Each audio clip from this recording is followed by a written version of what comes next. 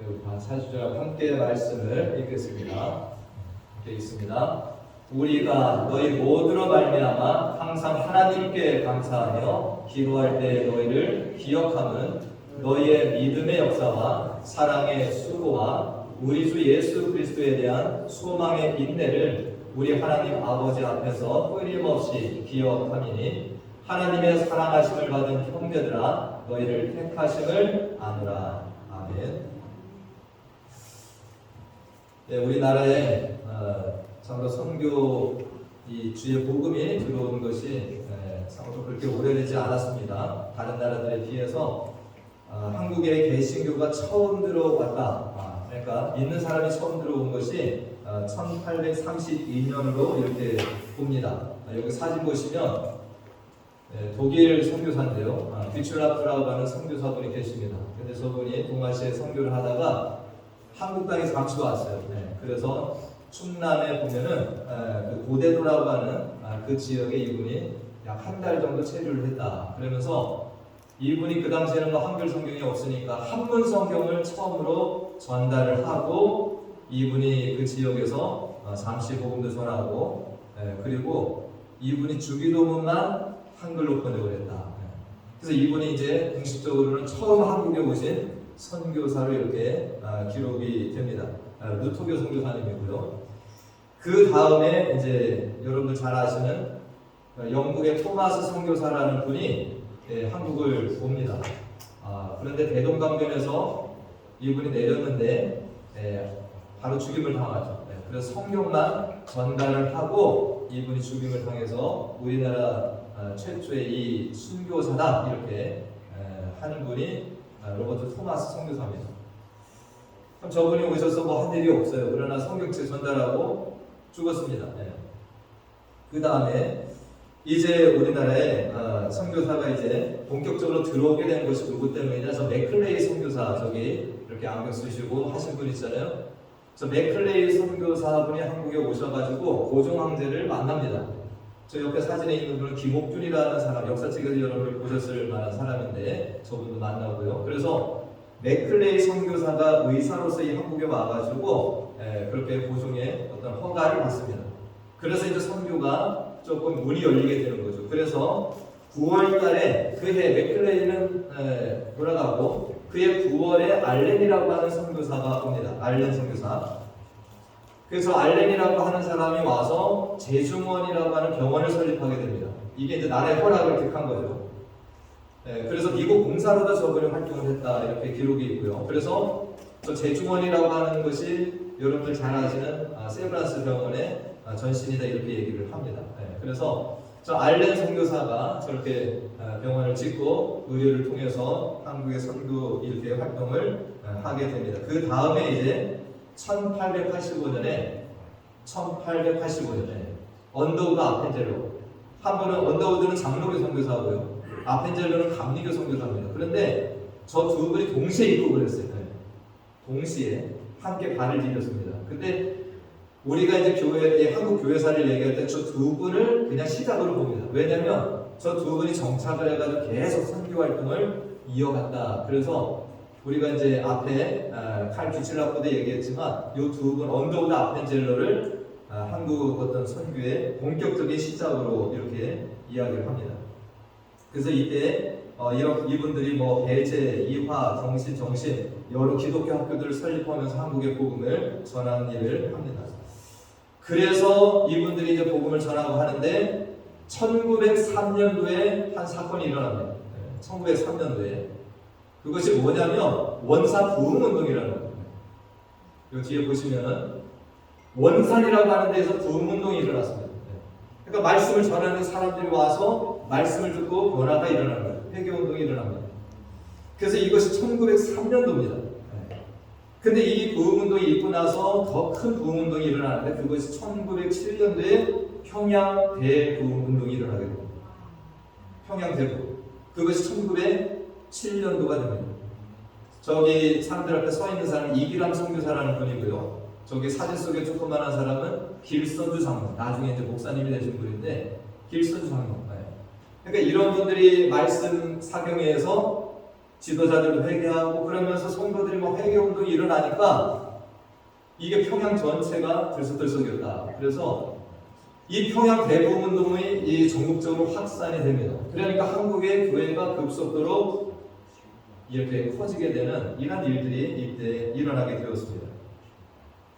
이때 다른 나라들, 그러니까 요즘에는 뭐 인터넷 시대 이런 게 빨리 전달이 되잖아요. 그런데 참 하나님의 놀라운 것이 미국의 캘리포니아에서 아주사 부흥 운동이 1906년도에 있었다. 그러니까 1906년도에 캘리포니아 아주사라는 지역에서 엄청난 부흥 운동, 그래서 그것도 대부흥 운동이라고 부릅니다. 그리고 멀리 웨일즈에서도 또 부흥 운동이 일어났었어요. 그래서 이 아주사 부흥, 그 다음에 평양 대부흥, 웨일즈 부흥, 그래서 이것을 그냥 부흥 운동이 아니라 대부흥이라고 얘기합니다. 엄청난 사건이었죠. 이 당시 한국에 있는 선교사들이 이 평양에 일어난 사건들을 본국으로 막 편지를 써서 보냅니다. 근데 그 글들을 여러 이렇게 보게 되면 그것이 사람이 하는 일이 아니라는 걸 알게 됩니다. 그러니까 사람들이 말씀을 들으면서 회개가 일어나는데 자기들 속 깊은 죄를 하나님 앞에 다 토해내는 겁니다. 그런데 은밀하게가 아니라 공개적으로라는 거예요. 예전에도 제가 영상 하나 보여드리지만 내가 누구의 돈을 착복한 것이 있는 것을 회개하고 돈을 갚습니다. 첩이 있던 사람은 그 첩이 하나님 앞에 범죄라는 걸 깨닫고 그런 것들을 하나님 앞에 내어놓고 회개를 하는, 이런 것들이 이 놀랍게 일어나가지고 사람의 삶이 변화가 되었다. 선교사들이 본국으로 계속 편지를 쓰는 겁니다. 이 평양 대부흥은 사람이 하는 것이 아니라 누가 했다는 거예요? 성령의 역사라는 거예요. 그래서 우리가 아까 언더우드 아펜젤러 이런 분들이 1885년인데요. 그래서 이런 어떤 부흥 기간까지를 보게 되면 이게 원산 대부흥으로 치면은 18년이고요. 평양 대부흥 운동으로 보면 22년, 이렇게 정말 짧은 시간 안에 한국 교회 엄청난 부흥의 역사가 일어났다. 한 20년 사이에. 지금 한국은 어떻습니까? 한국의 개신교가 얼마나 된다고 그래요? 30% 정도 됩니다. 근데 우리가 옆에 있는 일본과 비교해 보면요, 일본은 캐톨릭이 500여 년 전에 들어갔어요. 거의 우리보다 훨씬 더 어떤 역사가 깁니다. 기독교 역사가. 그런데 지금 일본의 현실이 어떠냐? 전체 인구의 1%도 안 된다. 이렇게 캐톨릭과 개신교 다 합쳐도 1%도 안 됩니다. 그러니까 한국이 참 놀라운 나라니까 안 놀랍지 않으세요? 그래서 어떤 사람들이 이것을 이렇게 얘기합니다. 한국 사람들은 다른 어떤 민족보다도 종교성에 쫓아간다. 그래서 이렇게 된다라고 얘기를 하는 부분도 있습니다. 물론 그럴 수도 있습니다. 그러나 저는 그렇게 보지 않습니다. 하나님께서 이거 전적으로 한국 땅을 기억하시는 거예요. 그래서 긍휼히 여기셨고 한국 땅을 택하셨고 하나님이 한국 땅에 은혜를 내려주신 것입니다. 할렐루야. 저는 그래서 이 미국 교회나 한국 교회에 좀 소망이 있습니다. 여러분, 미국 교회는 어떻게 이게 생겨났나요? 영국에서 여러분들 이 기독교 박해를 받고 청교도 사람들이 뭐 한 거예요? 이 미국 땅에 건너와서 정말 신앙의 자유를 가지고 넘어온 땅이거든요. 그렇게 세운 나라가 지금 이 미국 땅이에요. 하나님께서 큰 은혜도 주셨고 정말 지금 세계 최고 강국이 되었잖아요. 그래서 저는 하나님께서 이런 것들에 섭리하셨고 미국 땅에 이렇게 하나님의 이 복음을 지금까지 또 들어 써주신 부분도 있고 그렇기 때문에 앞으로도 하나님께서 또 정말 이 미국 땅을 그렇게 써주시기를 바라는 마음이 있습니다. 그럼 한국 땅도 마찬가지죠. 여러분, 한국에 이렇게 교회가 참으로 부흥되고 한 일들이 우리만의 어떤 노력 아닙니다. 하나님의 부어주신 은혜라는 거예요. 그래서 한국 교회가 앞으로도 좀 더 역할을 감당해야 된다라고 봅니다. 한국 교회가 빛이 많아요. 여러분들 한국 가시면 제가 말씀드렸지만 한번 저기 그 선교사 묘지 한번 꼭 가보시길 바랍니다. 거기에 가면요 정말 이 교회가 저희가 잘 세워진 거 아니에요. 앞서 언급드린 선교사님 이름이라도 있죠. 이름도 없는 선교사님들이 한국에 와서 복음 전하다가 병이 들어도 고국으로 돌아가지 않고 끝까지 남아서 자기 자녀들이 막 전염병에 걸려갖고 태어나자마자 2-3살 배가 죽어나가지만 떠나지 않고요. 한국에서 끝까지 버티고 복음 전하고 한 10배가 우리들이라는 거죠.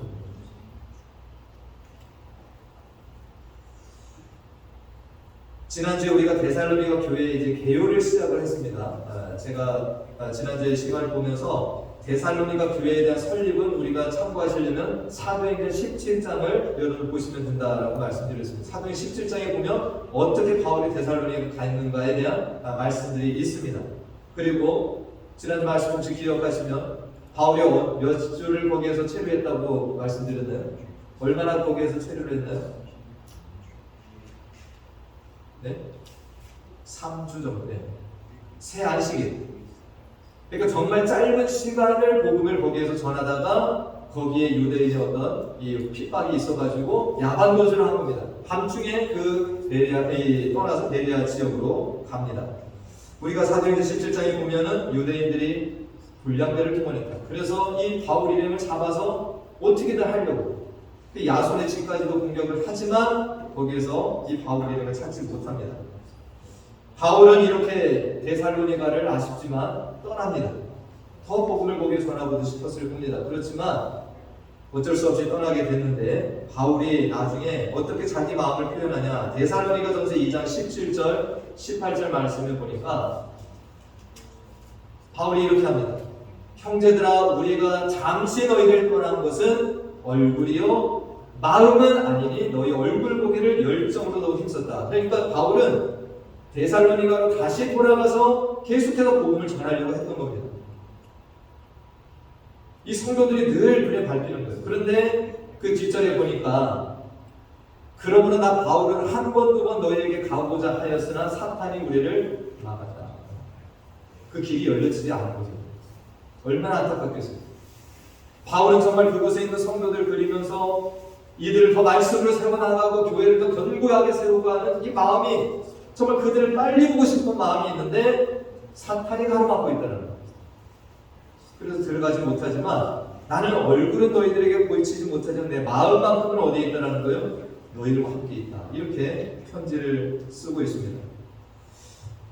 아마 바울이 급하게 떠남으로 그곳에 지도자도 제대로 못 세웠을 겁니다. 지도자도. 어쨌든 성도들이 있으면 뭐가 세워져야 됩니까? 지도자가 세워져야 될 거 아니에요. 그래야지 성도들의 신앙을 키우고 또 유지하고 더 성장하게 합니다. 바울이 이것도 못했을 겁니다. 그렇기 때문에 바울은 뭘만 하고 있습니까? 데살로니가 교회를 위해서 계속 기도만 하는 거예요. 하나님께서 그 교회를 지켜주시기를. 그런데 오늘 2절 말씀에 보니까 바울이 우리가 너희 모두를 말하면 항상 하나님께 감사하며 기도할 때 너희를 기억한다. 항상 기도하는 거예요. 우리가 전에 빌립보 교회도 봤지만 바울은 빌립보 교회를 위해서도 기도합니다. 그런데 지금 이 데살로니가 교회를 위해서 지금 엄청나게 기도를 하고 있다라는 것입니다. 그런데 독특한 것은 뭐예요? 이 데살로니가 교회를 위해서 기도하는데 바울 속에 드는 마음이 뭡니까? 항상 하나님께 어떤 기도를 한다는 거예요? 감사하며 기도합니다. 할렐루야. 정말 이 데살로니가 교회가 현실적으로 처한 상황은 뭡니까? 어려움이에요. 핍박입니다. 바울과 이 전도팀을 핍박했던 유대인들, 이방인들, 그러면 이 데살로니가 교회도 가만두지 않을 겁니다. 얼마나 힘들겠어요. 그런데 바울이 그들을 보지 못하고 기도를 하는 것 뿐인데 뭐가 일어났냐? 감사가 있다는 거예요. 너무 하나님께 감사합니다. 저와 여러분들도 이런 대상이 되기를 간절히 소원합니다. 이런 대상이 되면 좋겠습니다. 저도 우리 성도님들을 위해서 기도할 때 뭐가 일어나야 됩니까? 감사합니다. 빌립보 교회를 위해서 기도할 때는 감사도 있었겠지만 우리가 빌립보를 다 들었지 않습니까? 안타까움도 많이 있었습니다. 빌립보 교회를 향하여서. 그런데 데살로니가 교회는 뭐만 있다? 감사가 지금 있다. 감사. 데살로니가 교회가 정말 신생교회라고 할 수 있지만 바울에게 늘 감사를 불러일으키는 우리나라도 정말로 여러분들이 이렇게 예수 믿는 일들이 일어날 때 각 가정에 있었던 일들 아시죠? 불교 믿는 가정 또는 유교를 신봉하는 가정 여기에서 예수 믿는 사람이 딱 나타나게 되면 그 가정에서 어떤 일이 일어나요? 핍박하고 내어 쫓고 호적에서 파버린다고 얼마나 힘든 일들이 많아요. 지금 데살로니가 교회도 똑같은 겁니다. 근데 이 성도들을 바울이 기도하는데 감사가 넘친다. 그러면서 이 교회 속에 일어난 놀라운 일들을 듣게 됩니다. 그것이 3절 말씀에 있는데 우리 다 같이 한번 이 말씀 읽어보겠습니다. 시작. 너희의 믿음의 역사와 사랑의 수고와 우리 주 예수 그리스도에 대한 소망의 인내를 우리 하나님 아버지 앞에서 끊임없이 기억함이니. 우리가 고린도전서 13장 13절 다 기억하시죠? 방송하실 겁니다. 고린도전서 13장이 뭔 장인가요? 네, 사랑장. 13장 13절 다 같이 암송해 보겠습니다. 시작. 그런즉 믿음, 저기 있구나. 사랑, 이 세 가지는 항상 있을 것인데 그 중에 제일은 사랑이다. 여러분 잘 보세요. 지금 데살로니가 교회가 어린 교회예요. 그런데 이 교회에 뭔 역사가 일어났다는 겁니까? 믿음의 역사, 믿음, 사랑의 수고, 소망의 인내. 그러니까 믿음과 소망과 사랑이 어우러져서 이 교회에 나타나고 있습니다.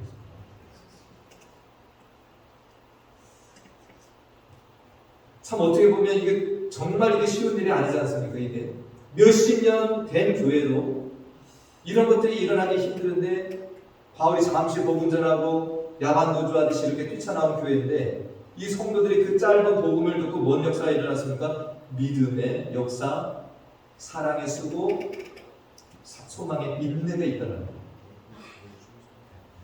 믿음의 역사를 이렇게 보게 되면 믿음의 역사,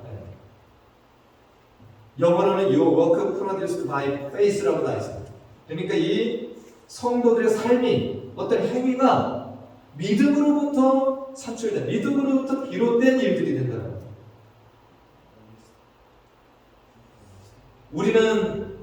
우리 사람들은 뭐합니까? 항상 동물과는 반동물과는 틀려서 항상 생각을 하잖아요. 우리는. 무언가를 항상 생각을 합니다. 그리고 무언가 믿게 됩니다. 그러면 우리의 행동이 어떻게 가요? 생각하고 믿은 대로 우리는 살아가게 됩니다. 여러분들이 지금 예배를 드리시는데 지금 예배를 드리시면서도 예배를 하나님 받으신다고 믿으시죠? 할렐루야. 그러니까 예배 드리시는 거예요. 우리가 기도를 드리면 주님이 기도를 들으신다라고 믿으시니까 우리가 기도를 하는 거 아니에요. 지금 데살로니가 교회 성도들은 삶이 바뀐 겁니다. 그들의 믿음의 대상이 바뀌면서 행동도 바뀌어진 거예요. 그러니까 이 바울을 통해서 그 말씀과 그것을 믿음으로 인해서 행동들이 바뀌어진 삶을 지금 살고 있다. 우리가 이 믿음과 행함에 대해서는 야고보서는 가장 우리에게 잘 설명하고 있습니다. 야고보서 2장 14절 말씀에 보면 내 형제들아 만일 믿음이 있노라 하고 행함이 없으면 무슨 유익이 있으리요? 그 믿음이 능히 자기를 구원하겠느냐. 내가 믿으면 이것은 그냥 애써서가 아니라 뭡니까? 저절로 행함이 따라간다. 그런데 믿음은 있다라고 얘기를 하는데 행함이 안 따라간다고 하면 이 믿음이 가짜라고 얘기를 하는 거죠. 반대로 우리가 행함은 있는데 믿음은 없다. 이건 좀 어불성설인데. 그래서 여러분들 이것이 제가 수요 성경 모델을 많이 말씀을 드렸는데 두 개의 수레바퀴 원리가 같다라고 말씀드렸습니다. 내가 믿음이 있으면 뭐가 있다고요? 행함이 있어서 앞으로 굴러가게 됩니다. 믿음만 있고 행함은 없으면 제자리 걸어져. 믿음이 있는 자들의 행함이 가게 됩니다. 그래서 야고보서 기자는 2장 17절에서 이렇게 극단적으로까지 얘기를 합니다. 이와 같이 행함이 없는 믿음은 그 자체가 죽은 것이다. 그러니까 그 믿음은 진짜 믿음이 아니라 가짜 믿음이라는 거예요. 우리가 말씀을 믿습니까? 하나님의 말씀이 진리인 것을 믿으시나요? 그럼 그대로 따라 살아요. 그 말씀에 순종을 해야 되죠. 우리가 이 데살로니가 성도들처럼 예수님을 알기 전에는 우리들도 우상 섬기고 세상 사람들이 생각하고 세상 사람들이 사는 방식대로 우리도 그렇게 살던 사람들입니다. 그렇지만 예수를 알고 믿게 된 이후에 우리들은 많이 바뀌었어요. 그들과는 다른 생각을 하고 세상의 불신자들과 다른 행동을 우리는 하면서 살아갑니다. 이 데살로니가 교회는 이 믿음의 역사뿐만 아니라 사랑의 수고도 있다 이렇게 말씀합니다. 3절 말씀을 열어놓으시면 사랑의 수고가 있습니다. 사랑의 수고. 오늘날의 사람들이 어떻게 살아갑니까? 이타적이기보다는 이기적으로 살아갑니다. 다른 사람들을 생각하기보다는 나 자신을 생각합니다. 다른 사람들은 어찌 되든지 간에 나만 잘 되면 된다는 생각으로 살아가는 것 같습니다. 데살로니가 성도들로 예수님을 알기 전에는 아마 내 삶을 충실하게 살아갔을 거예요. 나와 내 가정 그렇게 열심히 살았을 겁니다. 그러나 예수님을 알고 난 이후에 정말 예수님이 보이신 사랑은 어떤 사랑입니까? 이기적인 사랑이 아니잖아요. 이타적인 사랑이잖아요. 모두를 살리고자 하시는 그 사랑으로 죽으셨습니다.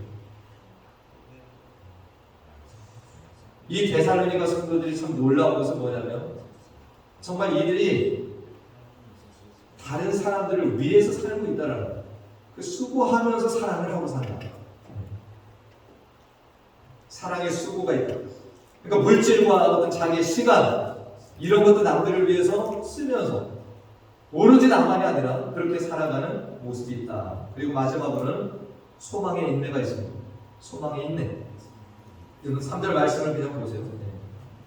사랑의 수고와 우리 주 예수 그리스도에 대한 소망의 인내를 우리 하나님 아버지 앞에서 끊임없이 니들이 가지고 있다. 소망의 인내라는 거죠. 이 소망은 누구나 이 땅을 살아가는 저와 여러분들도 소망을 가지고 살아갑니다. 꿈이 없는 사람이 없잖아요. 바람이 있습니다. 이 데살로니가 성도들도 소망이 있었을 거예요. 어디에 소망이 있었습니까? 이 땅에 소망이 있었겠죠.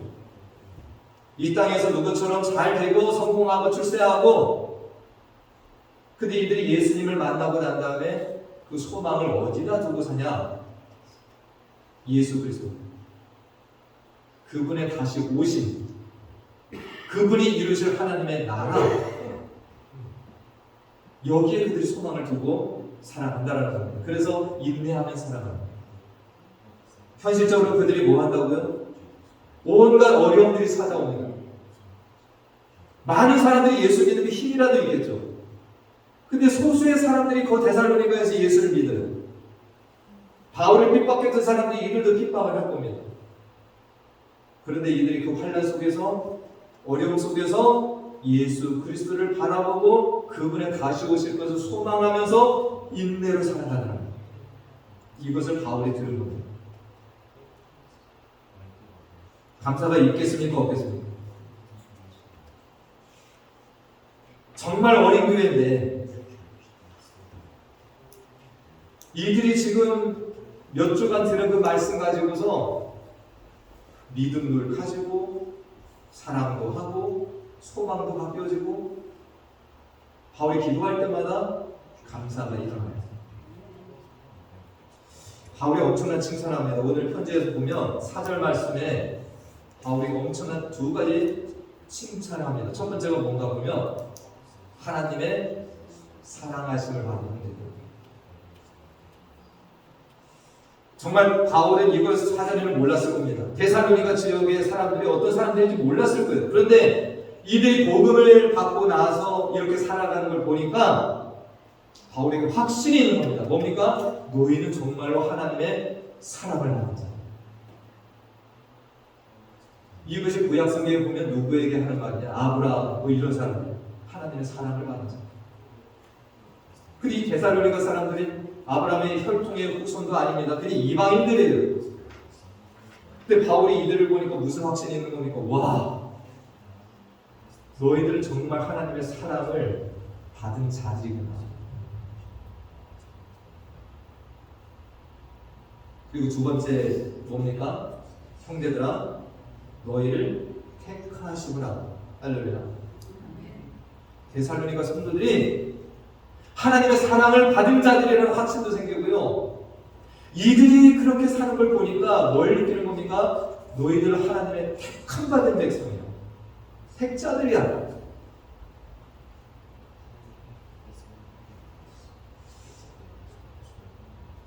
이건 중요하게 어떻게 보면 우리가 오해할 수도 있습니다. 여러분, 선택과 어떤 하나님의 이 택하심, 이거 누구나 하실 수 있는 거고 누구만 아실 수 있는 걸까요? 하나님만 아실 수 있는 거 아니에요? 하나님이 택하셨잖아요. 우리 인간들이 그걸 어떻게 합니까? 그런데 바울은 지금 데살로니가 성도들에게 니들 정말 하나님의 사랑받고 택함 받은 자들이라고 해요. 저는 이것이 정말 이해가 갑니다. 왜 그럴까요? 바울은 부활의 주님을 만났나요? 못 만났나요? 부활의 주님을 만났습니까? 못 만났습니까? 예? 크게 얘기해요. 만났죠. 어디서요? 다메섹 도상에서. 주님의 보내심도 받아. 바울은 부활의 주님을 만났습니다. 그리고 날마다 누구와 교통하며 살아가요? 하나님과 교통하고 기도하면서 동행하며 살아가잖아요. 바울은 성령 충만으로 살아갑니다. 하나님의 마음을 누구보다 잘 아는 종이에요. 이런 종으로서 그가 보았을 때 데살로니가 교회 성도들이 뭐였다는 겁니까? 정말 하나님의 사랑 받은 자들 맞고 택함 받은 자들이라고도 할 수 있다는 겁니다. 여러분들도 성도들을 만나다 보면, 밖에 나가 사람들을 만나다 보면 여러분들도 하나님을 아시잖아요. 누가 하나님의 백성인지 아시잖아요. 그죠?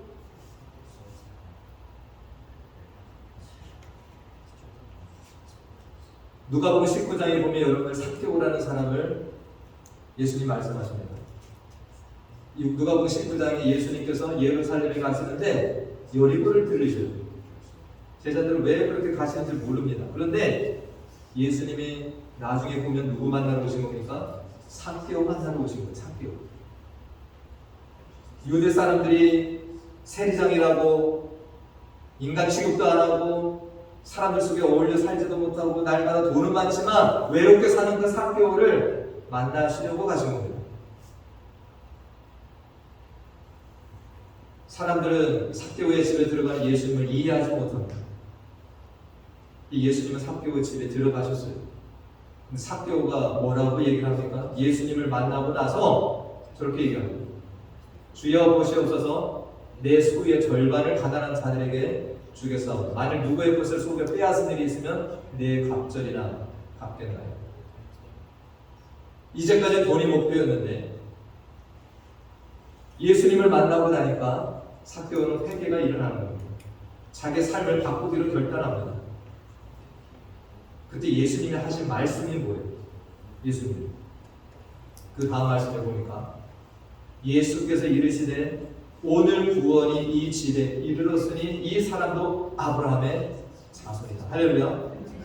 사람들은 삭개오를 민족의 반역자, 우리의 돈을 뜯어다가 로마한테 갖다가 내는 흉악한 놈. 저건 하나님의 자손 아니야. 택함 받은 백성 아니야. 예수님은 아시잖아요. 그 삭개오한테 뭐라고 하셨다고요? 네가 아브라함의 자손이다. 너가 하나님의 택함 받은 백성이다.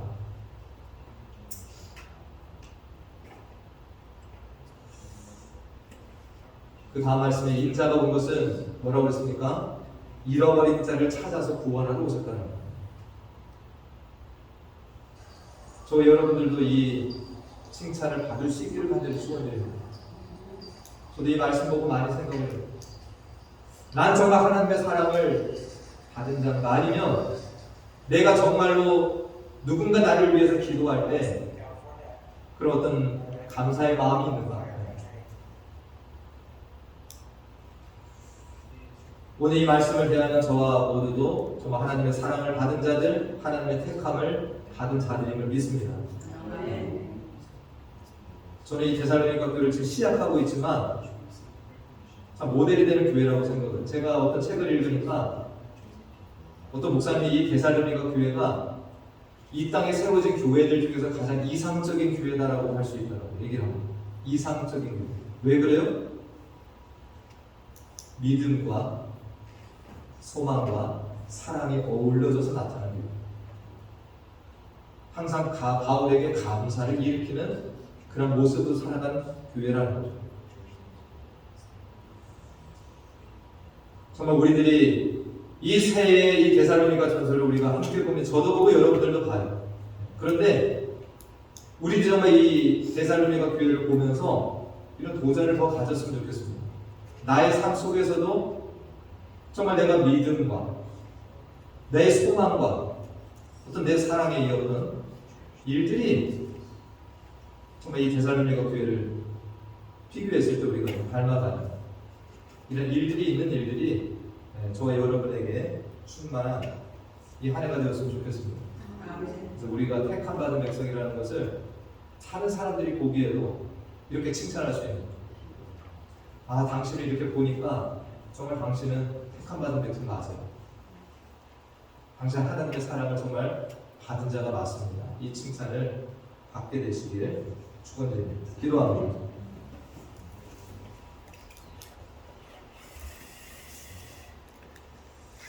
하나님, 참으로 짧은 시간 복음을 들었지만 오히려